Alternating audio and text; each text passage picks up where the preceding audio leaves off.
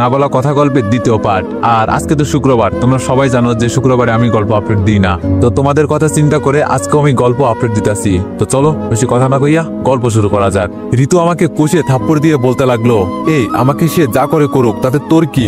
শালা ছোট লোক, তোর কোনো লজ্জা শরম নাই? তুই আমার সাথে কিছু করার চেষ্টা করে এখন আসছিস তাকে জ্ঞান দিতে? শালা ছোট লোক। আমার চোখ দিয়ে পানি পড়তেছে। চোখের পানি মুছে ঋতুকে বলতে লাগলাম, সরি ম্যাম, আমার ভুল হয়েছে। এইসব বলে আবার থেমে বললাম, আর ম্যাম আমি কি করেছি না করেছি সেটা মনে হয় আমার কাছ থেকে আপনি ভালো জানেন। কথাটি বলেই একটু পেছন ঘুরতে আমি একটু ভয় পেয়ে গেলাম, কারণ আমার সামনে আবির। যদি সেসব শুনে ফেলে তাহলে অবস্থা খারাপ করে ফেলবে, এটা মনে মনে বলতে লাগলাম। আর ভাবনার অবসান ঘটিয়ে বলতে লাগলাম, আরে আবির তুই এখানে কি করছিস? আবির যেন আমার কথা শুনতে পেল না এমন একটা ভান করতেছে। সে চোখ গরম করে আমার দিকে একবার তাকিয়ে আবার মিতু এবং সজীবের দিকে তাকিয়ে আবির বলতে লাগলো, আপনাদের সাহস কি করে হয় আমার বন্ধুর গায়ে? এটা বলার আগে আমি আবিরকে জোর করে সেখান থেকে নিয়ে আসলাম। তারপর আবির বলতে লাগলো, আমাকে ছাড় বলতেছি, ছাড় আমাকে। তুই আমাকে কেন নিয়ে আসলি? তা না হলে বুঝাইতাম কত ধানে কত চাল। আমার বন্ধুকে থাপ্পড় দেওয়া, অপমান, অবহেলা, মিথ্যা অপবাদ দেওয়া বুঝিয়ে দিতাম একেবারে। তার মুখে এগুলো শুনে আমি তাকে জড়িয়ে ধরে কান্না করে দিলাম আর বলতেছি, আবির তুই আমাকে এতটা ভালোবাসিস এটা আমি কখনো ভাবতে পারিনি। আমি একজন এতিম, তাও তুই আমাকে এতটা ভালোবাসিস। তখন আবির আমার গালে একটা থাপ্পড় দিল, তবে জোরে না, আর বলতে লাগলো, চুপ শালা, আমি থাকতে তুই নিজেকে আর কোনোদিন এতিম বলবি না, আর তোকে আমি নিজের ভাই মনে করি। আমি এবার আবিরকে জড়িয়ে ধরে কান্না করে দিলাম। আবির বলল, হয়েছে, আর কান্না করতে হবে না, আর এখন চল, অনেক ঘোরাঘুরি করলাম, এখন আমার ক্ষুধা লাগছে, খাবো, দেখ 12:30 বাজে, চল। আমি বললাম, চল, ওইদিকে একটা হোটেল দেখেছি, হোটেলে গিয়ে বসে কিছু পছন্দের খাবার আনতে বললাম। তখন আবির বলল, ভাই আমি একটা ভালো কাজ করেছি।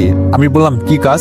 তারপর আবির সব বলতে লাগলো, আর আপনারা তো সব জানেনই, ওই যে আবির আর রুহির সাথে ঘটে যাওয়া ঘটনাটি। আমি বললাম, দেখ আবির তুই এটা ভালো করিসনি, যদি সে রেগে আরো খারাপ কিছু করে ফেলে। আবির বলল, শালা চুপ, কি করে তা আমি দেখে নিবনি, এখন তোকে কেউ কিছু বললে আমি তার খবর করে ছাড়বো, দেখিস কিচ্ছু হবে না। আমি বললাম, তাও আমার ভয় হচ্ছে। আবির বলল, আরে মামা চিল কর, কিচ্ছু হবে না, নে খাবার এসে গেছে, খা এবার। আমি বললাম, শুরু কর খাওয়া। এই বলে শুরু করলাম। আর ওইদিকে ঋতুকে নিয়ে সজীব একটা হোটেলের রুমে গেল। সেখানে সজীবের অনেক দৌড়াদৌড়িতে ঋতু শারীরিক সম্পর্কে জড়িয়ে পড়ে। এইদিকে আমরা খাবার খেয়ে আরো কিছুক্ষণ ঘুরে সেইখানে জোহরের নামাজ পড়ে বাসায় চলে আসলাম। বাসায় এসে ফ্রেশ হয়ে মোবাইলে অ্যালার্ম দিলাম, কারণ টিউশনি করাতে যাব, তাই টাইমে উঠতে পারি সেই জন্য অ্যালার্ম দিলাম। মোবাইল থেকে ঘুমাতে যাব, তখনই আবির কল দিল। কল ধরে, হ্যালো, হ্যাঁ আবির, বাসায় গেছিস? আবির বলল, তুই ঠিক মতো গেছিস?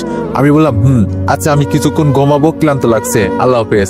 আবির বলল, আচ্ছা তুই ঘুমা, পরে কথা হবে। কল কেটে কিছুক্ষণ পরে ঘুমিয়ে গেলাম। অ্যালার্মের আওয়াজে ঘুম থেকে উঠে পড়লাম। মোবাইল হাতে নিয়ে দেখি 2:45 বাজে। তাই আর দেরি না করে ফ্রেশ হয়ে টিউশনি করাতে চলে গেলাম। এইভাবে আবিরের সাথে ফোনে কথা বলা, টিউশনি করে 2 দিন কেটে গেল। আগে একটা কথা বলে রাখি, এই 2 দিন আবিরও কলেজে যায়নি। অন্যদিকে রুহি এই 2 দিন মন খারাপ করে থাকে, আর মনে মনে বলতে লাগে, আমি মনে হয় অনেককে অনেক কষ্ট দিয়ে ফেলেছি, তাই সে কলেজে আসে না। আবিরও তো আসে না, সে আসলে তার থেকে নাম্বারটা নিয়ে ক্ষমা চাইতাম। এইসব ভাবতেছে সকালের বেলকনিতে দাঁড়িয়ে। তখন তার ভাবনার ব্যাঘাত ঘটিয়ে তার আম্মু ডাক দিয়ে বলে, রুহিমা নাস্তা করতে আয়, নাস্তা করে কলেজে যা। রুহি বলল, আসতেছি আম্মু। রুহি যখন নিচে আসতে যাবে তখন তার মোবাইলটা বেজে উঠল। মোবাইলের দিকে তাকিয়ে দেখে রিমি কল দিয়েছে। কল ধরে রুহি বলল, হ্যালো রিমি, কল দিয়েছিস কেন? রিমি বলল, শোন, তোর জন্য একটা ভালো খবর আছে আর একটা খারাপ খবর, কোনটা বলবো? রুহি বলল, এতদিন সব খারাপ হচ্ছে, তাই আগে ভালোটাই বল। রিমি বলল, ভালোটা হলো আবির কলেজে এসেছে। রিমিকে আর কিছু বলতে না দিয়ে রুহি অনেক খুশি হয়ে বলতে লাগলো, কি আবির কলেজ এসেছে? তাহলে তো অনেকও কলেজ এসেছে, তাই না? রিমি বলল, আরে কথাটা তো শেষ করতে দিবি, আবির এসেছে কিন্তু অনেক আসেনি। রুহি এটা শুনে মন খারাপ করে ফেলে, আবার কিছু একটা মনে করে খুশি হয়ে যায়। খুশি মনে নাস্তা করতে গেল।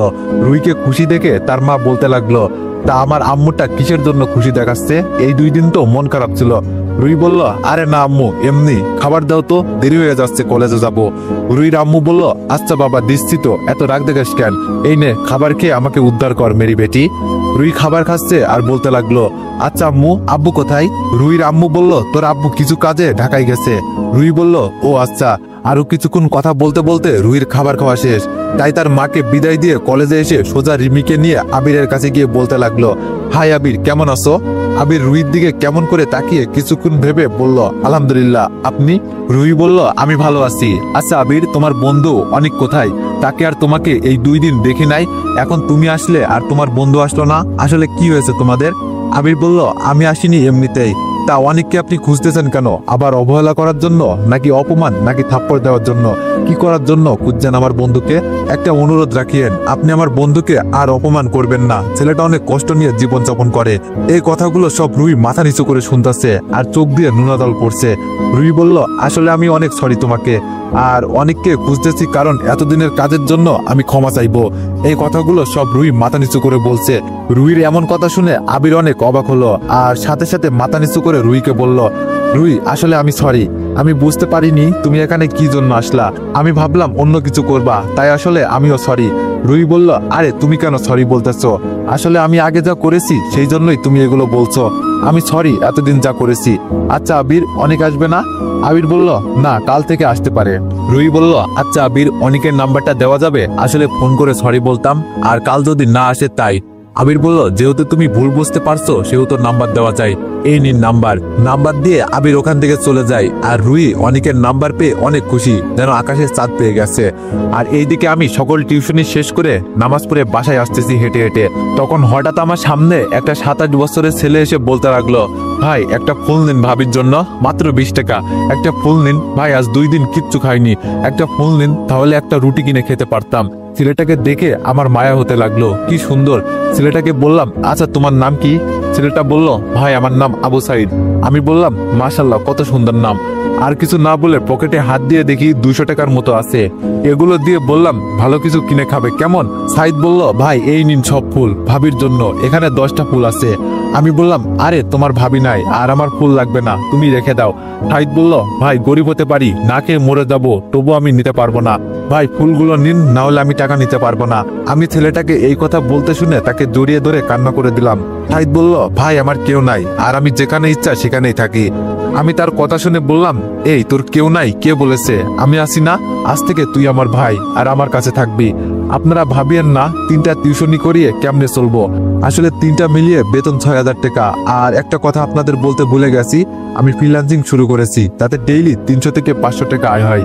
আমি সাইডকে নিয়ে বাসার দিকে হাঁটা ধরলাম, আর মনে মনে বললাম, হাইরে দুনিয়া, যাদের হাত আছে পা আছে, হাঁটার সুযোগ, বসার সুযোগ, কাজ করার সুযোগ আছে, আজ তারা ভিক্ষা করে খায়। আর এই অবুঝ ছেলেটি কি মানসিকতা। এইসব ভাবতে ভাবতে বাসায় চলে আসলাম।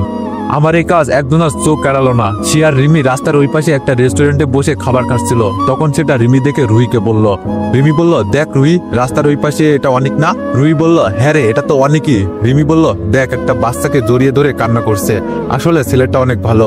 রুহি বলল, রে, আচ্ছা চল তার কাছে গিয়ে দেখে। রুহি বলল, রে, আচ্ছা চল তার সাথে এখন দেখা করি। রিমি বলল, চল।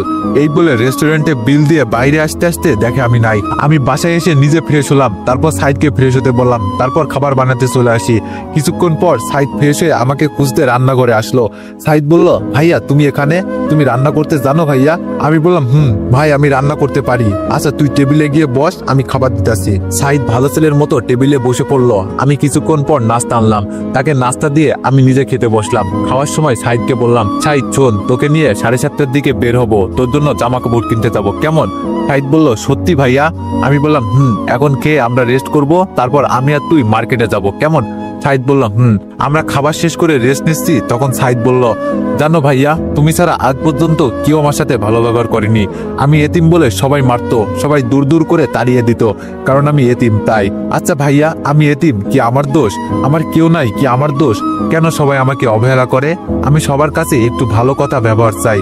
আমরা এতিমরা আর বেশি কিছু চাই না, কিন্তু তারা আমাদেরকে অবহেলা করে, যেন আমরা তাদের অনেক বড় ক্ষতি করে ফেলেছি। আমরা তো আর ইচ্ছে করে এতিম হয়ে জন্ম নিইনি। আল্লাহ আমাদেরকে এতিম করে দুনিয়াতে পাঠিয়েছে, আর আল্লাহ তো নিজেই বলেছেন, তোমরা এতিমকে কষ্ট দিও না, সবসময় তাদেরকে ভালোবাসো।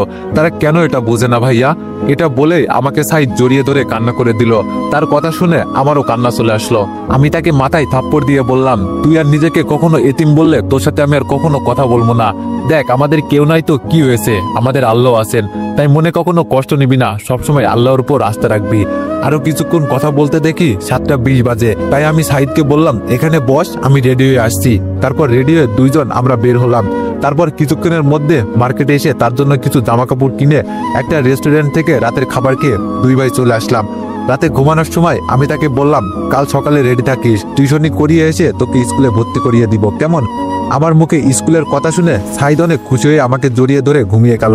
সে ঘুমালেও আমি ঘুমাতে পারিনি, কারণ আমার প্রতিদিন কাটে বর্তমান দিয়ে আর রাত কাটে অতীত দিয়ে। কিছু অতীত ভুলে যেতে চাইলেও ভোলা যায় না, কিছু কথা বলতে চেয়েছি কিন্তু ভোলার নয়, কিছু মানুষের অবহেলার কষ্ট ভালোবাসা বলতে চেয়েছি কিন্তু এখনো পারিনি, কারণ তারা ছিল আমার অনেক আপন।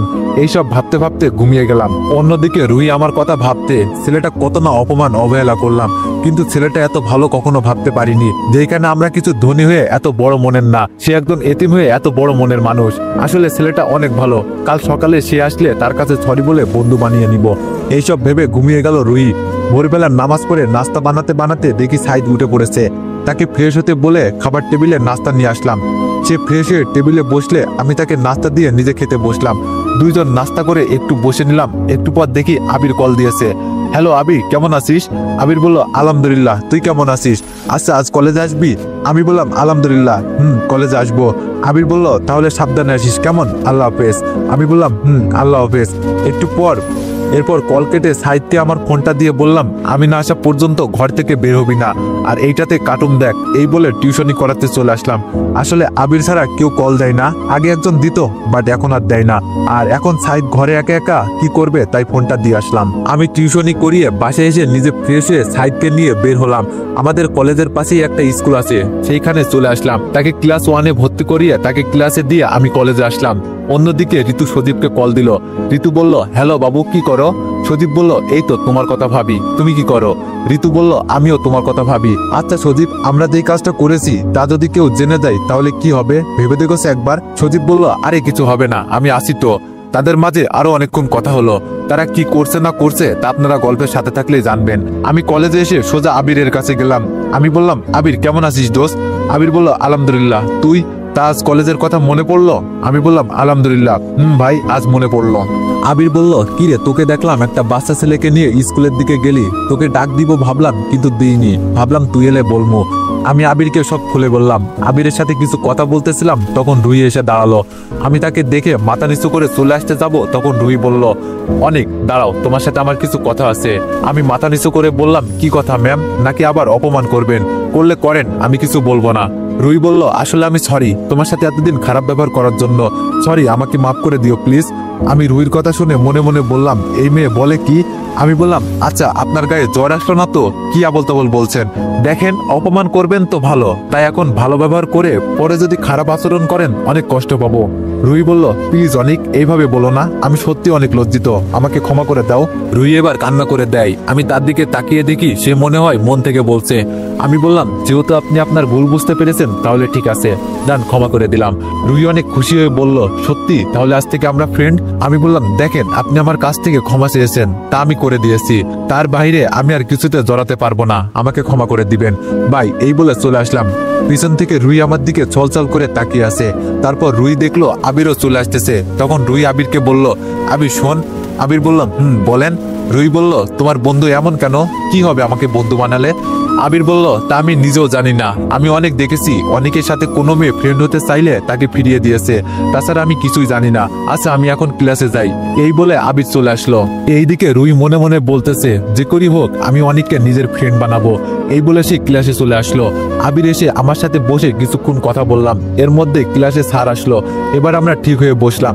একে একে সব ক্লাস করে বাইরে এসে আবিরকে সাথে নিয়ে সাইদের স্কুলে আসলাম। এসেই দেখি স্কুল মাত্র ছুটি দিয়েছে। কিছু দূর থেকে সাইদ আমাকে দেখে দৌড়ে এসে জড়িয়ে ধরলো। তারপর বলল, ভাই আমি অনেক খুশি, ক্লাসে সবাই আমাকে বন্ধু বানিয়েছে, আমি অনেক অনেক খুশি। তোমাকে কি বলে যে ধন্যবাদ দিব? আমি বললাম, আরে আমি তোর ভাই, আমাকে ধন্যবাদ দিতে হবে না। সাইদ বলল, ভাইয়া তোমার পাশে ভাইয়াটাকে? আমি বললাম, ও তোকে পরিচয় করিয়ে দিই, এই হলো আমার বন্ধু, তোর আরেকটা ভাইয়া।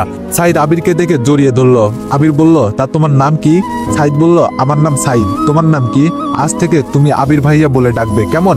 সাইদ বলল, আচ্ছা আবির ভাইয়া। আবির বলল, আচ্ছা চল সবাই আজকে রেস্টুরেন্টে খাবার খাবো। আমি বললাম, আরে না, আরেকদিন খাবো, আজ না।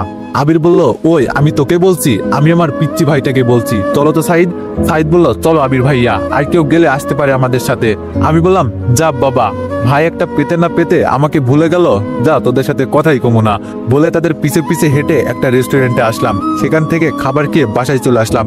বাসায় এসে দুইজন ফ্রেশে কিছুক্ষণ বিশ্রাম করে জোহরের নামাজ পড়লাম। তারপর তারপর দুই ভাই গল্প করে কিছুক্ষণ পর টিউশনি করাতে গেলাম। সব টিউশনি করে বাসায় আসলাম। বাসায় এসে নামাজ পড়ে দুইজন মিলে নাস্তা করে পড়তে বসলাম। আমি সাইদকে সবটা বুঝিয়ে দিতেছি। সে অনেক মেধাবী হওয়ার কারণে আমার বোঝাতে সমস্যা হচ্ছে না। কিছুক্ষণ পরে এশার নামাজ পড়ে আমি আবিরকে কার্টুন দেখতে বলে খাবার বানাতে গেলাম। কিছুক্ষণ পর খাবার তৈরি করে দুইজন মিলে খেয়ে দুই ভাই আরো কিছুক্ষণ গল্প করে ঘুমিয়ে গেলাম। অন্যদিকে রুই মনে মনে ভাবছে, আচ্ছা অনেক কি আমাকে ক্ষমা করে দিয়েছে? যদি ক্ষমা করে দিয়ে থাকে তাহলে আমাকে বন্ধু বানাতে তার কিসের আপত্তি থাকতো? না, আমি তার সাথে বন্ধু হয়ে ছাড়বো, না হলে বন্ধু না বানানোর কি কাহিনী আছে ওটা জানবো। এইসব ভাবতে ভাবতে রুই ঘুমিয়ে গেল। আমি সকালে নামাজ পড়ে এসে নাস্তা বানিয়ে খেয়ে সাইদকে রেখে আমি টিউশনি করিয়ে বাড়িতে এসে ফ্রেশে দুই ভাই কলেজের দিকে রওনা দিলাম। আমি সাইদকে স্কুলে রেখে এসে আবিরের সাথে বসলাম। আমি বললাম, কিরে হারামি, কি অবস্থা?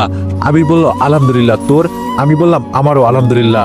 তার সাথে আরো কিছুক্ষণ কথা বলতেছিলাম, হঠাৎ দেখলাম রুই এসে বলতে লাগলো, হাই, কেমন আছো তোমরা?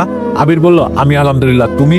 রুই বলল, আলহামদুলিল্লাহ। তারা কুশল বিনিময় করতেছে। আমি সেখান থেকে উঠে চলে আসতে যাব, তখন আবির বলল, কিরে কোথায় যাস? আমি বললাম, ক্লাসে যাচ্ছি। আবির বলল, কেন? এখনো ক্লাস শুরু হতে অনেক দেরি আছে, আয় বস, আড্ডা দি। আমি বললাম, আমার ভালো লাগতেছে না, আমি তাই চলে যাচ্ছি, তোরা আড্ডা দে। এইসব বলছিলাম তখন রুহির দিকে আর চোখে তাকিয়ে দেখছি ও মন খারাপ করে আছে। আমি এইসব বলে যখন চলে আসবো তখন রুই বলতে লাগলো, তো এভরিওয়ান, নেক্সট পার্টের জন্য অপেক্ষা করো। ধন্যবাদ।